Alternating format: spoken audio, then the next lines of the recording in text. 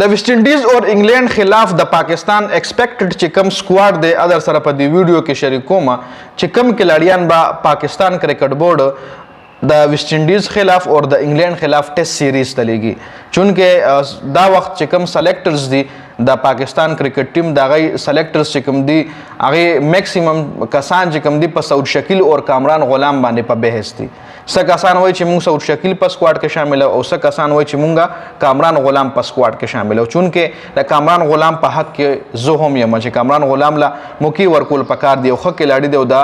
ریډ بال خټول نه بیسټ کې لاري دی خرادوجي د سکواډ طرف لا چې کم ایکسپیکټ سکواډ د شان مسعود بو ما کپتان وی چونکه د مخ کې ویلاکس کې تاسو لمو ویلمو چې شان مسعود نه ټیسټ کپتانی اخلي خو فل حال پاکستان کرکټ بورډ په شان مسعود باندې نرم لاس کې خو د او دی سیریز ته یو ځل بیا کپتان برقرار ساتل ځکه سلمان علي آغا له کپتانی افر شو خو سلمان علي آغا له کپتانی نه انکار وکړو سلمان علي آغا کپتانی غشتلو نه انکار وکړو چې د ټیسټ کپتانی نه خلما خیر سکواډ چې کم دی ویسټ انډیز ورسز انګلند ټورز د پاره امام الحق ډیزروینګ کلاړي دی د سکواډ کې به وی اذان اویس چې کم دی یو نوې کلاړي شامل کړل شوی دی نمخ کې سیریز کې هم د مکور کړل شوی او یو خو بیټسمن دی عبد الله فضل هم خو کلاړي دی ورپسې اویس ظفر د له هم مکور کړل کې نوې کلاړي انډي د شان مسعود به کیپټن وی بابر اعظم سلمان علي آغا غازی غوري اور غازی غوری دی اور یو بل وکټ کیپر د چپاغی باندې بحث روان دی سعود شکیل یا کامران غلام بوي محمد رضوان هم په سکواډ کې بوي چونکه ډیر سورسز دا خبره هم کوله چې کېدې شي محمد رضوان نه کپتانی سوري په ټیم کې شامل نه کړل شي خو محمد رضوان هم په سکواډ کې وي علي عثمان ته مکمل او شوی دا ساجد خان سپینر بالر محمد علي فاسټ بالر عامر جمال فاسټ بالر ډیزروینګ کلاړیان دي عباس هم په سکواډ کې شامل شوی محمد عباس عبید شاه ان خرم شهزاد دا زموږ د فاسټ بالنګ ډپارټمنټ د شاهین افریدي نسیم شاه حارث رؤوف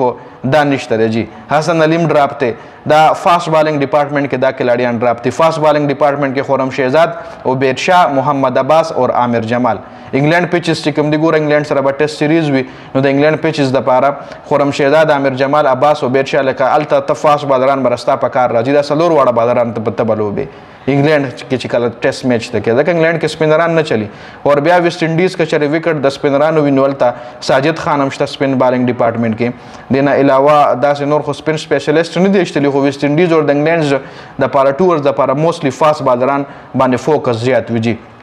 نو دا کلاړیان چې دا ایکسپیکټ دي چې د په سکواډ کې شامل کړل شي دا سکم کلاړي دي چې هغه تاسو په نظر کې د استادو په خیال باندې حق لرلو چې هغه پاکستان سره په دې سکواډ کې شامل شي وي د ویسټ انډیز خلاف د انګلند خلاف په سیریز کې نو خپل رائے کمنټ کول شي دا مکمل سکواډ د حواله سره کستاسو سره رائے وي تاسو د خوخه کم کلاړي او د سکواډ ډیزروینګ کلاړي او نوی سلیکټ پکې نو دا غنوم کمنټ کول شي